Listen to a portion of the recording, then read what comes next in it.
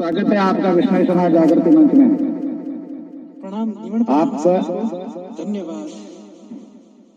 गुरु महाराज विष्णु भगवान ने आप अपना माइक या ये वीडियो आप अपनी इच्छा से अगर चालू रखना चाहते हैं तो चालू रख सकते हैं, आप बंद करना चाहते हैं तो बंद कर सकते हैं।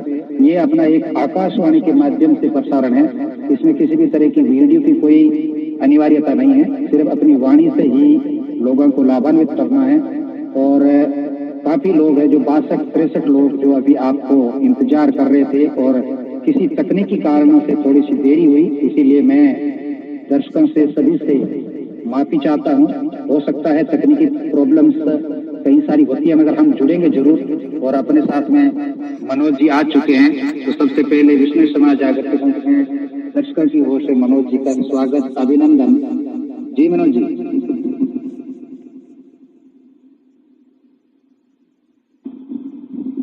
मनोज जी मेरी आवाज आप तक बराबर सही है? बिल्कुल बिल्कुल। ये तो मनोज जी, आज आप विष्णु समाज जागृति मंच में जो एक साक्षात्कार देने जा रहे हैं, समाज के नाम पे बहुत बड़ा एक मैसेज जाने वाला है। आप अपने जीवन से और आध्यात्मिक और जो योग के बारे में लोगों को बताएंगे, इसका पूरी तरीके से लाभ उठाएंगे। हमारे इस पेज पर 14,000 से पार लोग रजिस्टर्ड है और उसके अलावा भी हमारी वेबसाइट चलती है, तो आपकी सारी बातों का सार है वो सोशल मीडिया पर लोग सुनेंगे, देखेंगे। तो आप अपना परिचय के साथ में इस इंटरव्यू की मैं आपसे यही गुजारिश करता हूं कि आप परिचय के साथ में अपने दर्शकों को बताइएगा कि आप पहले अपना परिचय और उसके बाद में जो भी अगर दर्शक किसी भी प्रकार से अपना प्रश्न रखना चाहते हैं, मनोज जी से जानना चाहते हैं, तो वो आधा घंटा बाद में किसी भी प्रकार का अगर प्रश्न अगर आपके मन में जागता हो तो शॉर्ट में मुझे लिखकर कमेंट बॉक्स में बताइएगा। आपके प्रश्न का जवाब मनोज जी देने का पूरी तरीके से प्रयास करेंगे। जी मनोज जी, आप परिचय कराइए अपने दर्शकों को। जी जी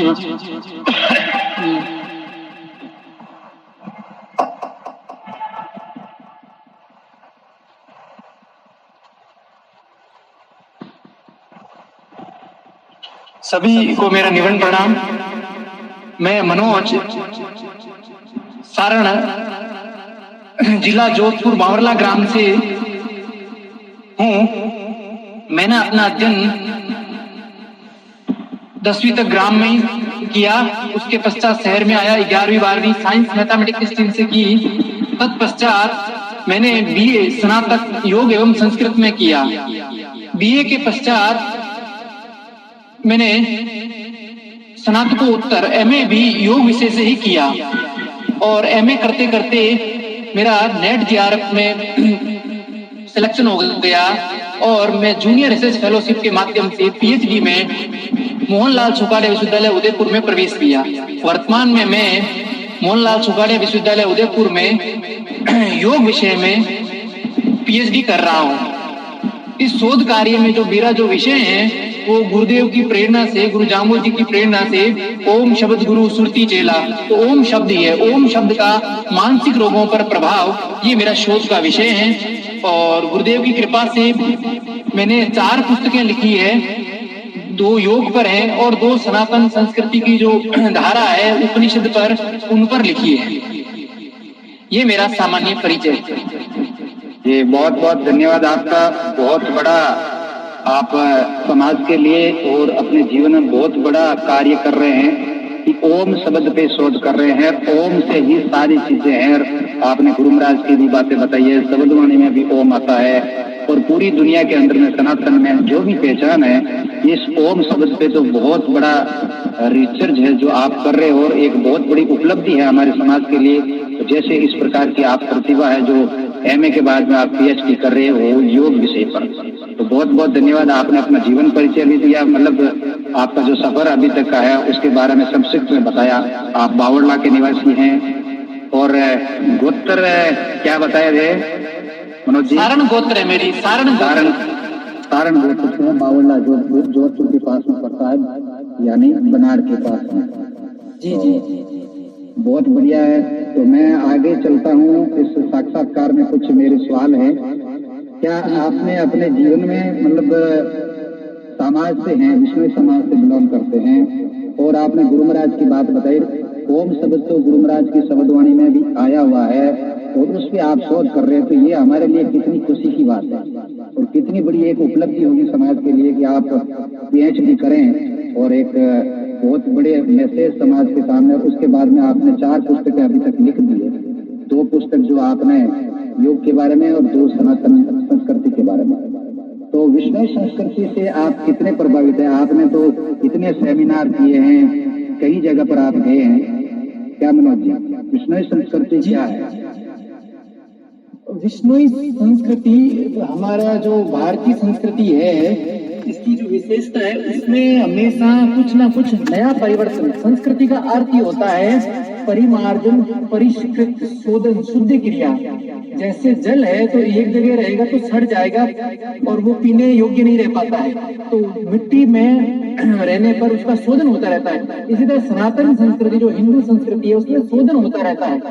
गुरु जाम्बोजी ने, चूंकि समाज में विकृतियां आ गई थी एक और, दूसरी ओर मुगल काल के दौरान हिंदुओं को जबरन धर्मांतरण कराया जा रहा था, तलवार के बल पर, छल के बल पर, अन्य बलों पर।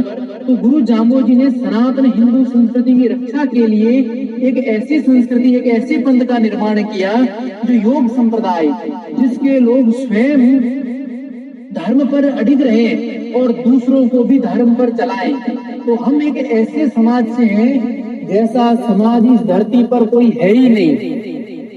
संपूर्ण मानव इतिहास में एकमात्र संस्कृति ऐसी है जो प्रकृति की रक्षा के लिए जीवन देती भी है और संघर्ष करती है प्रकृति की रक्षा के लिए। और कोई भी समाज, कोई भी संस्कृति ऐसी नहीं है जो अपने प्राणों की आहुति दे दे, चाहे वन्य जीवों की रक्षा के लिए हो, चाहे वृक्षों की रक्षा के लिए हो।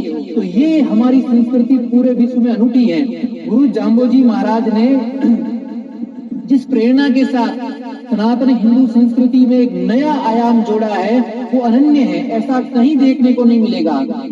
हमारे सनातन संस्कृति से ही जैन और बौद्ध का आविर्भाव हुआ, वो भी योग के संप्रदाय के हैं, और हम भी 29 नियमों के, उनके 5-5 नियम हैं, हमारे 29 नियम हैं। हम इन 29 नियमों में उनसे कुछ विशेष हैं। हमने बैल की भी रक्षा की, बैल बगिया, ये पूरे मानव इतिहास में एकमात्र हम ही आते हैं। वृक्ष और जीव पर दया तो सब जगह है, लेकिन उन्हें दूसरों के द्वारा प्रोटेक्ट करना, रक्षा करना, ये भी केवल विष्णुई समाज ही है, उसके अतिरिक्त कोई नहीं है। तो हमारी संस्कृति इससे पूरे विश्व से भिन्न है, विशेषकर पर्यावरण की रक्षा के लिए, वन्य जीवों की रक्षा के लिए और व्यक्तिगत रूप से समाज को देने के लिए। यज्ञ एक ऐसी चीज है जिसके माध्यम से प्रकृति का पोषण होता है। रूस के वैज्ञानिकों ने रिसर्च किया कि 1 चम्मच अगर 10 मिलीलीटर घी चलाने से 1 टन ऑक्सीजन उत्पन्न होती है। और हम लोग नित्य हवन करते हैं, हम प्रति अमावस्या, हमारे जो धोरे हैं, हमारे जो मंदिर हैं, हमारी जो सात्रिय और नित्य हवन होता है, तो कितने टन हम ऑक्सीजन उत्पन्न करते हैं, इसकी तो कोई सीमा ही नहीं है। तो हम केवल ले नहीं रहे, केवल रक्षा नहीं कर रहे हैं, बल्कि हम प्रकृति को दे भी रहे हैं, ऑक्सीजन के साथ साथ प्रकृति को शुद्ध कर रहे हैं। तो हम पूरे विश्व में भिन्न हैं और हमें ये गौरव होना चाहिए कि हम इतने श्रेष्ठ हैं जो इस संपूर्ण विश्व को एक मार्गदर्शन, एक दिशा दे सकते हैं और दे भी रहे हैं। जी, तो क्या मनोज जी, आपने जो यज्ञ की बात बताई कि 1 चम्मच घी से इतना मतलब ऑक्सीजन निकलता है, तो यज्ञ में घी ही इस्तेमाल होना चाहिए या दूसरी पदार्थ जो भी होती है आहुति के लिए? प्रत्येक पदार्थ का महत्व है। जी, नारियल, तिल और घी, गोघृत, ये 3 ऐसी चीज हैं जो जलाने पर ऑक्सीजन उत्पन्न करते हैं। तो हम लोग नारियल करते हैं। इसके अलावा अनाज अपने यहाँ है, अनाज में जौ और तिल, तो ये धान्य प्रकृति का पोषण करते हैं। औषधियों को मिलाने पर उसका औषधीय लाभ होता है, वो रोगों में होता है, अलग है। तो घी के अलावा अतिरिक्त सामग्री भी प्रयोग करने का शास्त्रों में विधान है। और अभी तो यज्ञोपैथी बहुत अच्छे से चल चुकी है, औषधियों को मिलाने पर विभिन्न रोगों का निदान भी हो रहा है यज्ञ के माध्यम से। जी, मगर अभी जो पीछे जो अपना सामाजिक बात कर ली जाए, धर्म कर्म की बात कर ली जाए, जो पिछला जो मेला हुआ था उस मेले में एक बहुत बड़ा इश्यू आया था। मैंने भी वीडियो सुना, आपने भी सुना होगा, पूरे समाज ने भी सुना है। जो हवन को लेकर धर्मात्मा ने कई सारी बातें बताई कि ये जो हो रहा है वो गलत हो रहा है, इससे दुष्प्रभाव मिल रहे हैं, इससे वायु प्रदूषण हो रहा है। ऐसी ऐसी बातें हमारे धर्माचार्य ने खुले मंच पे और सार्वजनिक स्थान पर की। क्या वो क्षमा याचना मेरे को पता नहीं, मैंने सुनी नहीं, लेकिन जो कही वो गलत कही। आप इंटरनेट पे खोजेंगे रशियन साइंटिस्ट का तो आपको इंटरनेट पे शीघ्र मिल जाएगा। 1996 में गोरखपुर में ऐसी बातें की गई। गोरखपुर में अश्वमेध यज्ञ का आयोजन हो रहा था, तो लोगों ने बोला कि ये लकड़ियां जलाई जाएगी, और चूंकि हम विष्णु समाज से लकड़ियां भी नहीं जलाते हैं, वहां तो आम की लकड़ियां जलाई जा रही थी और हवन सामग्री औषधियों की थी। तो उन्होंने विरोध दर्ज कराया कि ये संपूर्ण CO2 बढ़ जाएगा, वातावरण में ये हो जाएगा, वो हो जाएगा। तो फिर उन्होंने बोला कि साहब आप अनुसंधान कर लीजिए, अपने सारे सामग्री ले आइए। तो वहाँ का जो इंजीनियरिंग डिपार्टमेंट था, उन्होंने उस समय उन्होंने बोला, तो एक तो मिट्टी की जांच की गई, एक हवा की और एक जल की, तीनों के डाटा ले लिए और 3 दिन का हवन चला। 3 दिन के हवन के बाद जब डाटा देखे गए तब उसमें इतना अंतर आया कि जिसकी कोई सीमा ही नहीं। एक उदाहरण। दूसरा उदाहरण, भोपाल गैस कांड जो पूरे विश्व में प्रसिद्ध है और इसका द हिंदू में उस समय लेख छपा था। भोपाल गैस त्रासदी में केवल 2 ही व्यक्ति, एक ही परिवार के 2 व्यक्ति बच पाए उस पूरे परिसर में, जो लोग नित्य हवन कर रहे थे। तो हमारे जो धर्माचार्य ने जिन्होंने बोला वो गलत बोला। गुरु जाम्बोजी ने नित्य हवन करने का हमें 29 नियमों में आदेश दिया है। गुरु का आदेश होता है, गुरु निवेदन नहीं करता, और हम सबके लिए आदेश है। उनकी वाणी पालनीय है, हर परिस्थिति में पालनीय है। और यज्ञ से ही गुरु जाम्बोजी ने बोला, जरना जोगी क्रिया ब्राह्मण, अपने लिए बोला उन्होंने, मैं शरीर से जोगी नहीं योगी हूँ, क्रिया से ब्राह्मण हूँ, और ब्राह्मण व्यक्ति यज्ञ से ही बनता है। तो बोला वो गलत है, और मैं शोध करने के लिए तैयार। अपने यहाँ हर दिन जिस दिन अमावस्या के दिन हवन करते हैं, उस दिन पहले हवा के, मिट्टी के और उसके आसपास जल के हम नमूने ले सकते हैं, और तत्पश्चात उस दिन हवन के बाद के नमूने ले सकते हैं। सबके सामने आ सकता है इसका परिणाम। बिल्कुल जी, आपने यज्ञ की प्रासंगिकता को बताया, बहुत ही बढ़िया बातें बताई। मगर क्या वो हमारे जो धर्माचार्य जिनके पीछे पूरा समाज चलता है, उनको बहुत बड़ी आशाएं रखता है, क्या वो इस तरीके से मुकाम में जो बात कही गई तो कितनी मतलब समाज के लिए और इस यज्ञ के प्रति उन्होंने किस विचारा से की, कहाँ पर उन्होंने ऐसी पढ़ाई की, या फिर उनको क्या ऐसी प्रमाणिकता मिली कि उनको ये आवश्यकता पड़ी? ये मैं नहीं कह रहा हूँ, सुरेश कुमार नहीं कह रहा, ये उन धर्मात्मा की बातें हैं जो मेला के, अगर किसी के पास में रिकॉर्डिंग है तो वो भी देख सकते हैं, और उन्होंने ये बातें वहाँ पे कही। मगर क्या मनोज जी, मैं एक चीज जो हमारे दर्शक भी ये जानना चाहता है, मैं भी ये जानना चाहता हूँ, क्या हवन के अंदर में दूसरी सामग्री का इस्तेमाल करने से वायु प्रदूषण होता है या नहीं होता है? या आपका शोध बताता है कि नहीं बताता है? बिल्कुल नहीं होता है, वायु का शोधन होता है। यज्ञ ओजोन परत को शक्तिशाली बनाता है। यज्ञ में शब्द ध्वनि का प्रयोग अलग होता है। हम तो सीधे सीधे हम ही एकमात्र ऐसे लोग हैं जो बिना मंत्र आहुति देते। बाकी यज्ञ में नियम है कि आप मंत्र के साथ आहुति प्रदान करें, लेकिन गुरु जाम्बोजी ने ऐसा हमें कोई निर्देश नहीं किया कि तुम भाई ये मंत्र के साथ, तो हम ऐसे ही आहुति करते हैं। और रूस के जिन व्यक्ति केवल जलाया, और हमारी जो दीपावली है, दीपावली में दीप जलाने के पीछे यही है, वायु शोधन। चूंकि बरसात के माध्यम से बहुत कीट पतंगों का जन्म होता है, तो नई ऋतु परिवर्तन से पहले हम इसलिए हम अग्नि प्रधान, भारत जो सनातन संस्कृति वो अग्नि प्रधान है। हमारे यहाँ अग्नि महत्व है। अग्नि में कुछ भी डालेंगे तो वो शुद्ध करके उसको अनंत गुना बना देती है।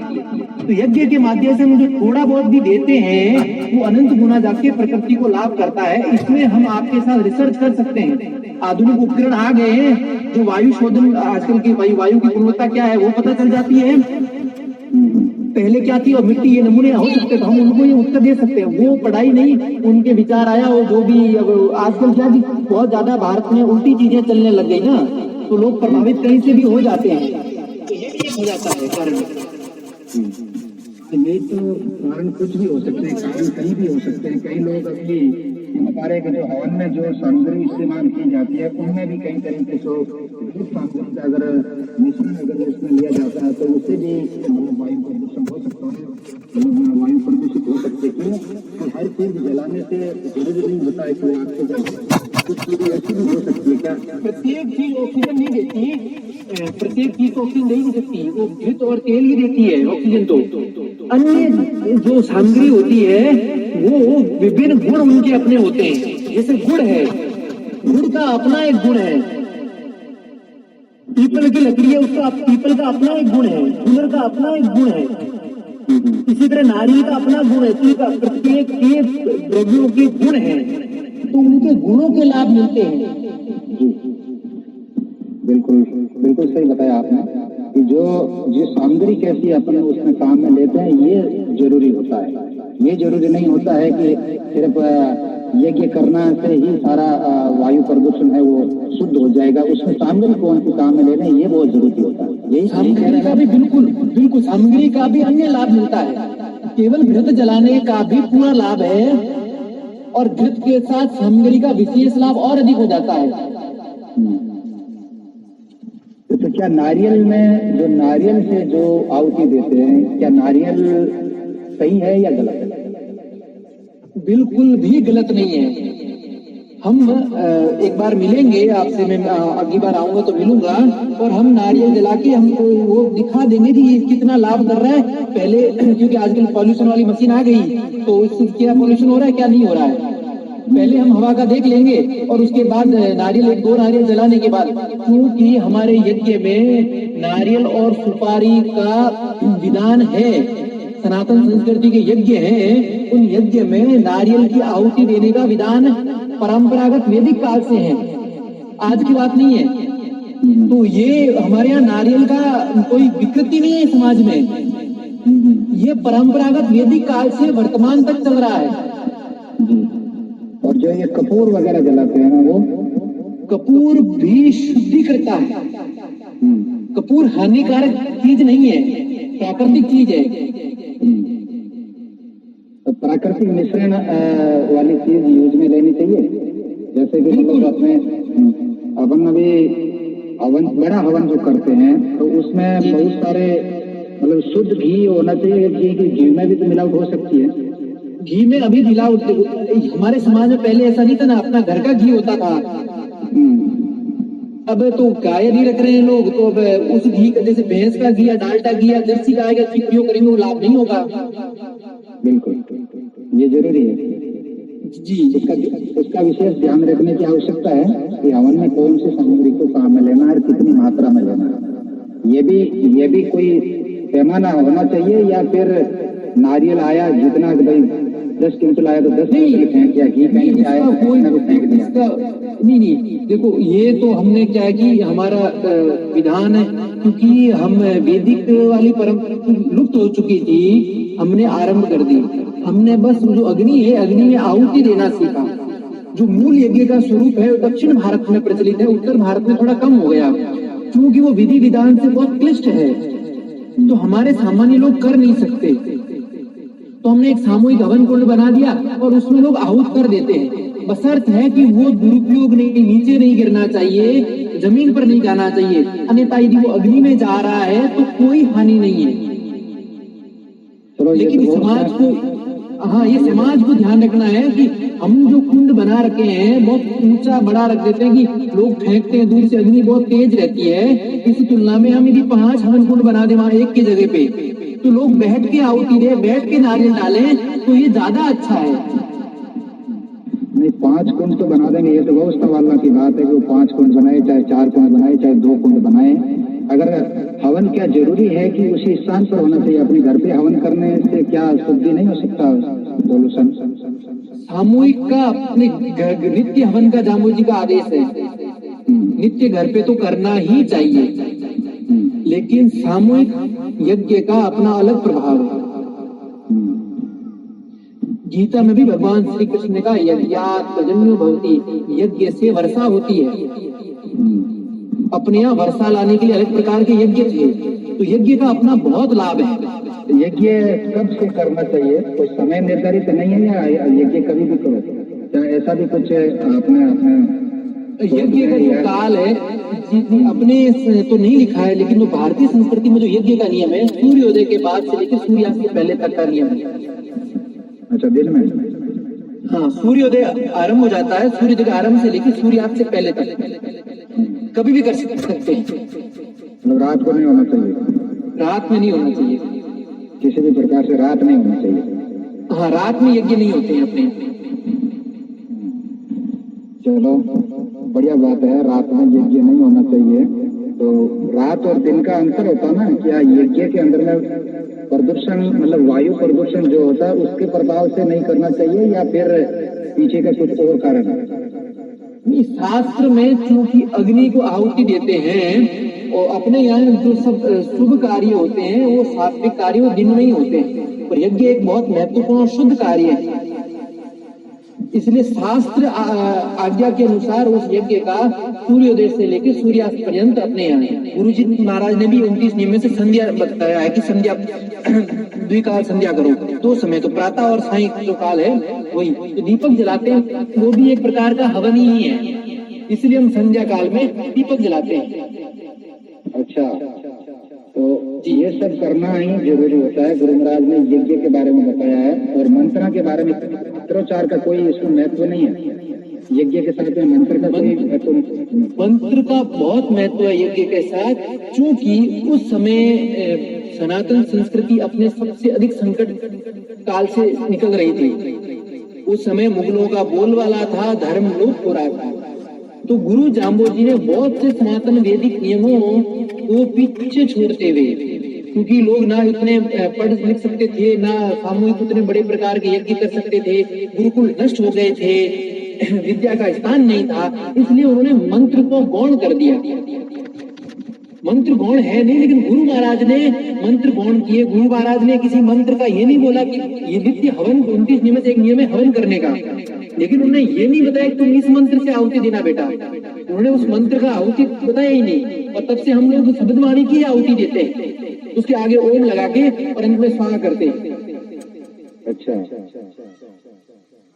तो शब्दवाणी के आगे ओम लगाते हैं आहुति के लिए, और स्वाहा का मतलब वो आहुति देना, पूर्ण आहुति जैसे मतलब जी। तो शब्दवाणी का मतलब ये जो मंत्र है, ये जो यज्ञ में अपन इसको प्रयोग में लेते हैं, ये मंत्र नहीं है। आपका ये कहना ना कि भाई जो शब्दवाणी जो है 120 शब्द है, चाहे कितने भी शब्द है जो बोलते हैं, ये एक यज्ञ के मंत्र नहीं है। ये मतलब ये मानना है वैदिक यज्ञों, हाँ, वैदिक यज्ञों के मंत्र नहीं है, लेकिन आगम है, गुरु महाराज के वचन है, तो हम इनका मंत्रों के रूप में प्रयोग करेंगे तो लाभ होगा, और लाभ हो रहा है समाज में। अच्छा, तो यज्ञ के मंत्र अलग से हैं?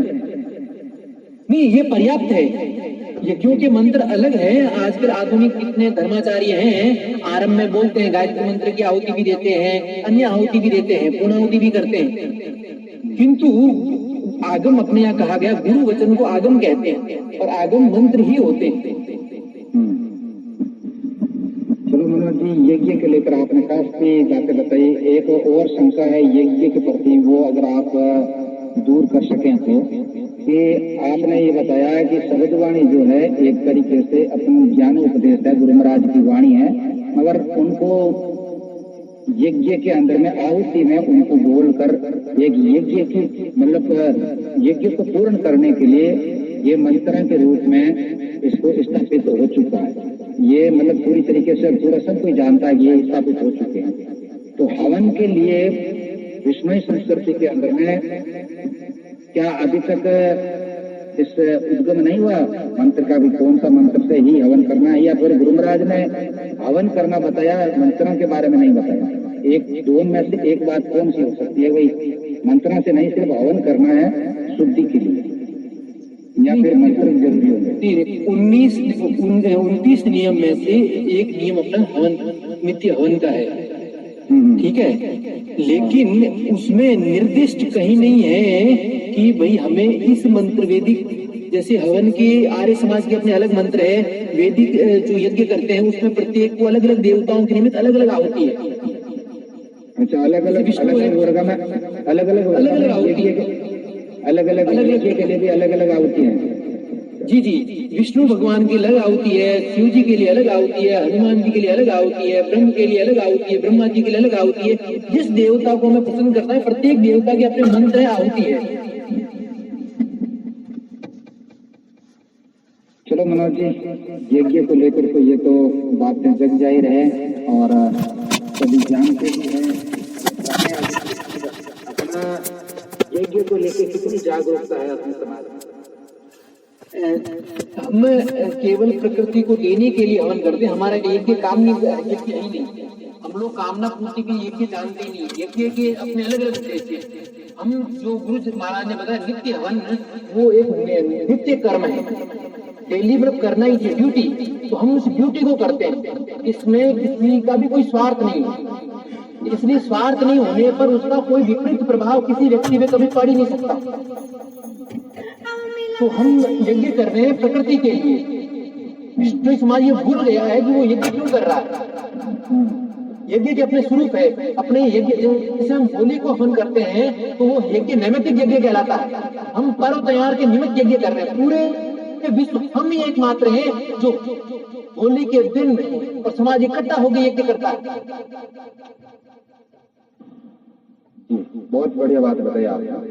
ये जो अपन एक विशेष अवसर पर जो यज्ञ करते हैं, सामूहिक जो यज्ञ होता है, उसका कुछ महत्व बहुत बड़ा है और प्रकृति के लिए ही यज्ञ जरूरी है। मगर हाँ, तो हमारे जी प्रकृति की रक्षा के लिए और गुरु विष्णु समाज के यज्ञ गुरु जाम्बू जी ने 29 जो नियम बनाए हैं, वो हमारे लिए डेली पालन करने योग्य नियम है। उसमें छूट नहीं है एक में भी कि हम एक दिन ना करें तो चल जाएगा। तो यज्ञ डेली ड्यूटीज में, और हम जो यज्ञ करते हैं वो पूरा का पूरा निस्वार्थ निष्काम यज्ञ है। जो हम यज्ञ आहुति डालते हैं, इसलिए हम कैसे भी डालते हैं, हम श्रद्धा महत्वपूर्ण है। जी, श्रद्धा महत्वपूर्ण होती है। किसी भी धार्मिक अनुष्ठान के लिए श्रद्धा महत्वपूर्ण मायने रखती है। मंत्र कोई मायने नहीं रखता है कि आपकी श्रद्धा किस प्रकार की। और प्रकृति की रक्षा के लिए, प्रकृति की शुद्धि के लिए, वातावरण को शुद्धि करने के लिए यज्ञ जरूरी होता है। अगर उस यज्ञ के अंदर में किसी भी तरह का दूसरा मिश्रण या उसको समय की पाबंदी नहीं रखते हैं या और कुछ चीजें करते हैं, गलत तरीके से करते हैं, तो वो फिर उपयोगी नहीं माना जा सकता प्रकृति के लिए। यही मनोज जी बता रहे हैं। साहित्य एक मिनट कैप्टन जोधाराम जी ने बोला है कि हम जो अभी वो गलत है। तो समय साहब जो काम्य कर्म करते हैं, जी जी जी, हम जो अभी हवन कर रहे हैं, जोधाराम जी का प्रश्न मैं समझ गया। आपको मैं उसको थोड़ा विस्तार नहीं, उसी को आपने बोला। हाँ बस, तो मैं उसमें समय यात्रा में ये कहना चाहता हूँ कि जब श्रद्धा और भाव रहते हैं तो कोई भी क्रिया गलत नहीं होती है। गलत तो तब होता है जब हमारी कामना कुछ और हो, और उस कामना के निमित्त में हम त्रुटियां कर दें, यज्ञ के मंत्रोच्चारण में गलती कर दें, हमें सीमा को उस तरह कर दें, तो उसकी हानि उस कामना पूर्ति में होती है, उसकी कामना पूर्ति नहीं होती। हम जो हवन करते हैं, अमावस्या को जो हमारा हवन होता है, तो वो 120 शब्द वाणी पूरी हो जाती है और वहां तक हवन चलता है। उसके बाद हम पाल लेते हैं तो भी लोग यज्ञ में आहुति डालते हैं, ठीक है। तो कई जगह ये बोलता है यज्ञ पूरा होने के बाद आहुति नहीं डालनी चाहिए। और यज्ञ में दक्षिण भारत का सिद्धांत देखेंगे तो यज्ञ में केवल पति पत्नी ही यज्ञ के अधिकारी होते हैं, गृहस्थ होता है। जो सन्यासी होता है या फिर जो ब्रह्मचारी है वो यज्ञ का अधिकारी होता ही नहीं, वो यजमान हो ही नहीं। तो वो यज्ञ काम्य यज्ञ अलग है, वो वैदिक यज्ञ है। और हमारा जो यज्ञ है वो लौकिक यज्ञ है। अच्छा। तो लौकिक यज्ञ, जी, तो लौकिक यज्ञ में नियमों का कोई ज्यादा विधान नहीं है। और गुरु जाम्बू जी ने नियम तो इसलिए हानि तो बहुत ही बढ़िया बात बताई मनोज जी आपने विष्णु समाज के लिए, धर्म के लिए, कि जो अपन यज्ञ कर रहे हैं ये लौकिक यज्ञ है, यानी प्रकृति को बचाने के लिए, प्रकृति को शुद्ध करने के लिए। अलग अलग वर्ग में अलग अलग होता ही है वो, तो अपने को अपना ये देखना है। गुरु महाराज ने कितनी सुंदर सुंदर बातें अपने को सिखा के गई, मगर कहीं कहीं अपन भूल कर रहे हैं। मनोज जी भी यही कह रहे हैं। दो चीजें हैं। भूल इसलिए कर रहे हैं, अपने भीड़ चाल आरंभ हो गई। क्योंकि पहले इतने लोग कहीं जाते नहीं थे तो लोग बैठ के आराम से आहुति देते थे, सब चीज आराम से होता था। अब हम क्या है कि एकदम हमें ये मिल जाए, अब दुख बड़े हैं क्योंकि 29 नियमों का लोग पालन नहीं कर रहे हैं, इसलिए व्यक्तिगत दुख सभी के घरों में बड़े हैं और दुख बढ़ने के कारण वो धर्म की ओर भी आ रहे हैं। वो सोचे एक दिन हम यज्ञ में एक नारियल भर के घी डाल देंगे तो हमारे दुख ठीक हो जाएंगे। इस कारण भेद चाल अपने समाज में अधिक हो गई, इसलिए हमें विकृतियां दिख रही है। जी जी, यही विकृतियां का कारण बन रही है कि हमको थोड़ा बहुत भी मतलब मर्यादा नहीं है यज्ञ की, कब से देना है नहीं देना, खड़े खड़े आए दे दिया, मेले गए रहा, जहाँ पे दूर से फेंक दिया, वो कहाँ गिरा नहीं गिरा, यानी कि किसी भी प्रकार की कोई भी अपनी ही अव्यवस्था करते हैं। और जो यज्ञ जैसी पवित्र जो अनुष्ठान है उसके अंदर में अपने ही कारण बन रहे हैं और उसको जो है वो सही तरीके से नहीं कर पा रहे हैं। क्या जरूरी होता है कि वहाँ पर भी ज्यादा से ज्यादा लोगों के बीच में आहुति देना? आहुति अपने घर पर भी दे सकते हैं क्या मनोज जी? क्या वो यज्ञ नहीं चला सकता? नहीं, घर पर तो करना ही चाहिए सबको। मंदिर में आके आहुति दे नहीं दे वो दूसरा है, वो हमारी श्रद्धा का विषय है, लेकिन घर पे नहीं कर रहे वहां आहुति दे रहे हैं तो कोई लाभ नहीं है। क्योंकि गुरु जाम्बोजी ने हमें सीधा सीधा उनके इस नियम में से नित्य हवन का एक नियम है और घर में नित्य हवन होना चाहिए। अभी जो समाज में दुख का कारण है उसका एक कारण यही है कि हमारी जो आपकी पीढ़ी है, मैं एक छोटा हूँ आपकी पीढ़ी से, आप मेरे से बड़ी वाली पीढ़ी है, उससे बड़ी वाली पीढ़ी थी जो मेरे दादा परदादा, आपके पिताजी वाली पीढ़ी, वो सब नित्य हवन करते थे घर में अपने यहाँ नित्य। आज से 20 वर्ष पहले सबके घरों में नित्य हवन होता था। जितना ये आधुनिकता बढ़ी है उतना पुराने लोगों ने भी यज्ञ और माला दोनों छोड़ दी। ओम विष्णु जाम्बोजी का, अपने गुरु जाम्बोजी का आदेश था हम लोगों को जप करने का और यज्ञ करने का, वो हमारे यहाँ कम हुआ है। और उसके बाद दुख बढ़े हैं तो एकदम लोग हर अमावस्या को जहाँ मेला भरता है पहुंच जाते हैं और वहां सोचते हमारे दुख छूट जाए, तो ऐसा संभव नहीं है। नित्य घर पे हवन करेंगे तो ही उसका लाभ होगा, घर में सकारात्मकता प्रसारित होगी, गुरु जाम्बोजी का आशीर्वाद और ईश्वरत्व बढ़ेगा। जी मनोज जी, बहुत बढ़िया है। अभी हम थोड़ा आगे चलेंगे क्योंकि समय बहुत नजदीक आ रहा है और अपना इंटरव्यू पूरा हो जाएगा। यज्ञ के बारे में आपने बहुत अच्छी जानकारी दी समझने के लिए कि किस प्रकार से यज्ञ करना चाहिए, यज्ञ से क्या लाभ होते हैं, ये क्या महत्वता है, यज्ञ किस प्रकार का है। लोग यज्ञ गुरु महाराज ने हमको सबको बताया है, घर में यज्ञ करिए, शुद्ध करिए। मंत्र का कोई उसमें इतना जोर नहीं है कि उसमें मंत्र के बगैर आपका जो यज्ञ है वो क्या वो सफल नहीं हो सकता है। यज्ञ सफल हो सकता है कि आपकी भावना किस प्रकार से है। तो आगे अपन चलेंगे तो योग के बारे में बताएंगे। योग जो संस्कृति को बचाती है, तो मतलब योग कुछ अलग से, आप जैसे होम्योपैथी के बारे में भी आपने रिसर्च किया, तो क्या कहना चाहेंगे इसके बारे में कि योग बल से या प्रकृति को तो बचाना है ही, नहीं तो प्रकृति बचेगी, अपने शरीर के लिए योग कितना जरूरी हो जाता है। गुरु जाम्बोजी ने शब्दवाणी में 3-4 जगह बहुत अच्छा कहा। उनमें से एक उन्होंने कहा जुगा जुगा को जोगी क्या हो, तो उन्होंने अपने को बोला युगो युगो का योगी आया। बैठो, आसन थापी हो तो आसन पर बैठे, ठीक है। और फिर मंत्र से सिद्धि, आसनों से सिद्धि, प्राणायाम, ध्यान, ये गुरु जाम्बोजी ने बहुत अच्छे से वर्णन किया है। तो जो योग है वो अभी लोगों ने समझ लिया, जो आधुनिक जिम्नास्टिक है, शरीर को तोड़ना मरोड़ना, ठीक है ना, और मार्केट में फोटो भी बहुत ज्यादा अवेलेबल है, तो उससे बहुत अधिक रोग ठीक होंगे ऐसा कल्पना है। रोग ठीक होने के लिए वैसे पसंद जी मनोज जी, मैं कुछ पसंद जो दर्शकों की ओर से प्रश्न है, ये मेरी जिज्ञासा ही मान लीजिए, मगर ये दर्शकों की जिज्ञासा है।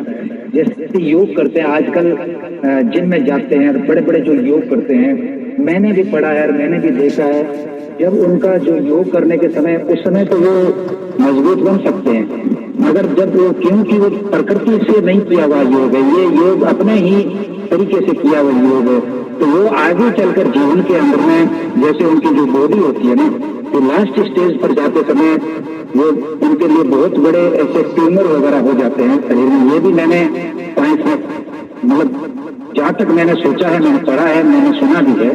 तो क्या शरीर अपनी कैपेसिटी से बाहर में अगर कोई योग करता है तो क्या वो योग किस प्रकार से, पुराने जमाने में तो कोई योग करने के लिए किसी भी तरीके से कोई ऐसा नहीं होता था, कार्य ही योग होता था। बिल्कुल आप सही फरमा रहे हैं। उसमें 3-4 चीजें आपको बताता हूँ। जो जिम जाते हैं वो योग है ही नहीं, ना हाथ तोड़ना मरोड़ना योग है।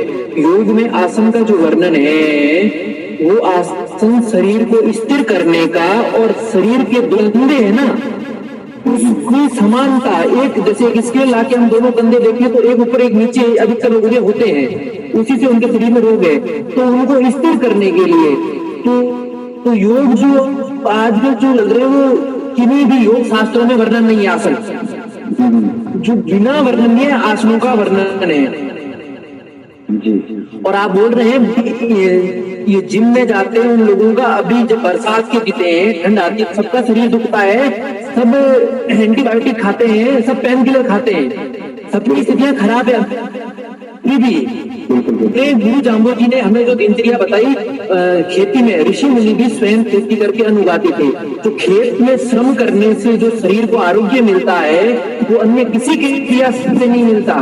किंतु जो लोग शहर में निवास कर रहे हैं वो खेत में नहीं जा सकते, उन लोगों के लिए थोड़ा आसन, थोड़ा प्राणायाम और थोड़ा मंत्र जप और गुरु जाम्बोजी और भगवान विष्णु का ध्यान इतना करेंगे तो उनके शरीर के अन्य हार्मोन बैलेंस रहेंगे तो आरोग्य की प्राप्ति होगी। जी बिल्कुल, मतलब जितना आपने बहुत ही अच्छी बात बताई, और आपने इतना सुंदर जो योग के बारे में, जो लोग हद से ज्यादा बढ़कर कार्य ही योग है। अगर आपका कार्य हार्ड वर्क है, आप खेती करते हो, किसान हो, अगर आप घर पे कार्य करते हो, किसी भी प्रकार से करते हो, तो आपको जिम जाने की, कहीं जाने की कोई आवश्यकता नहीं है, और नए एंटीबायोटिक लेने की आवश्यकता क्यों कि आपका अपना जितनी शरीर में जो स्फूर्ति है वो आपके कार्य से मिलती है। तो मनोज जी बहुत अच्छी बात बता रहे हैं कि योग जो है वो एक किस प्रकार से करना, ध्यान लगाकर भी योग किया जा सकता है। जो परमात्मा में ध्यान लगाते हैं तो उसको भी शायद मनोज जी मेरा मानना है कि उसको भी लोग योग ही मानते हैं। ये योग के सब अंग है। योग अपने आप में बहुत व्यापक चीज है, योग को हम बांध नहीं सकते। आसन, प्राणायाम, ध्यान ये सब योग के अंग है। अष्टांग योग महर्षि पतंजलि ने दिया, उनमें पहला यम है, दूसरा नियम है। हमारे जो 29 नियम है ये यम और नियम के अंतर्गत आते हैं। गुरु जाम्बोजी ने हमें योग संप्रदाय के रूप में ही खड़ा किया। ये 29 नियम योग के 2 अंग है जो महर्षि पतंजलि ने योग दर्शन में, योग सूत्र में पहला यम और दूसरा नियम कहा, वो हमें सब के सब आ जाते हैं, एक भी छूटता नहीं है। तत्पश्चात तीसरे नंबर का अंग है आसन, नंबर 4 का प्राणायाम, नंबर 5वां प्रत्याहार। प्रत्याहार भी अपने 29 नियमों में आ जाता है। 6वां धारणा, 7वां ध्यान, 8वां समाधि। तो हम 29 नियमों में से समाधि फल है, ध्यान फल है, ये उनका पालन करेंगे, जब करेंगे तो ये ध्यान वगैरह सब हो जाएगा। जी मनोज जी, अब चलते चलते मैं आपसे, दर्शकों से और सभी से एक गुजारिश करना चाहूंगा कि आपका ये शो जो चल रहा है ना, ये एक आकाशवाणी के माध्यम से चल रहा है। तो इसको आप 147 अभी परिवार जुड़ चुके हैं समाज के अलग अलग प्रांतों से। तो इस प्रकार से हर संडे के दिन अपना ये प्रोग्राम होता है, और वो प्रतिभा को समाज के सामने लाने का मेरा प्रयास है, इस मंच का प्रयास है, जिससे समाज को फायदा हो, किसी न किसी बात का अनुसरण करे, उनसे समाज कुछ सीखे, समाज में जागरूकता आए। तो ये प्रयास है। तो इसमें आपको कुछ नहीं करना है, आप थोड़ा सा इस मंच के लिंक को भी शेयर करते हो या मंच का वेबसाइट भी पढ़ते हो, तो वहां पर भी आपको जो यहाँ पे एक्टिविटी होती है, जो गतिविधि होती है, उसका सार वेबसाइट पर, इंटरनेट पर डाल दिया जाता है। वो पूरे विश्व में चलता है, आप कहीं पर भी इसको पढ़ सकते हो, देख सकते हो। सार की बात है, वो शब्दवाणी की हो, चाहे ऐसे शो की हो, चाहे किसी भी प्रकार की हो, वो www.vsjm.in पर आपको अवेलेबल रहेगी। तो उसको भी आप जरूर समय समय पर चेक करते रहें, देखते रहें। जी मनोज जी, आपने किताबें लिखी, जी उपनिषद लिखे हैं, जैसे आपने अभी बताया है कि मैंने 2 योग पे लिखी है, 2 सनातन संस्कृति की पर लिखी है। तो समाज का कहीं पर उसमें आपने जो लिखी है उसका समाज को कितना लाभ मिल पाएगा, विश्व समाज को? अभी जो लिखी है वो समाज को केंद्रित करके नहीं लिखी है, वो संपूर्ण विश्व में को केंद्रित करके लिखी, क्योंकि साहित्य में जो चीजें छूट जाती है। मैं योग का विद्यार्थी था तो उपनिषद हमारे लिए काम के थे और मुझे लगा कि ऐसी कोई पुस्तक नहीं है तो मैंने लिख ली। तो अभी उसको समाज की दृष्टि से देख के नहीं, लेकिन पुस्तक लिखी है स्वास्थ्य आहार एवं पोषण विज्ञान, तो सभी वर्गों के लिए उपयोगी है। जो श्री सुरेंद्र कुमार जी जो पहले RS अधिकारी रहे हैं, उन्होंने मेरे को आदेश किया है और मैं इस पे काम भविष्य में करूंगा आने पश्चात। तो अपनी जो शब्दवाणी है उनकी उपयोगिता भारतीय दर्शन के परिप्रेक्ष्य में लोकता के दृश्य में, तो उन्होंने 2 वर्ष पहले मेरे को आदेश दिया था, तो मैं अपनी शोध कार्य में व्यस्त था, लेकिन मैं भविष्य में ये काम करूंगा। ये उन्होंने ही प्रेरणा दी और उनकी इच्छा थी, तो उन्होंने बोला हम हर कोई सहयोग कर सकता हूँ, तो ये कार्य मेरे लिए महत्वपूर्ण है, ये मैं समाज के लिए बड़ी उपलब्धि होगी।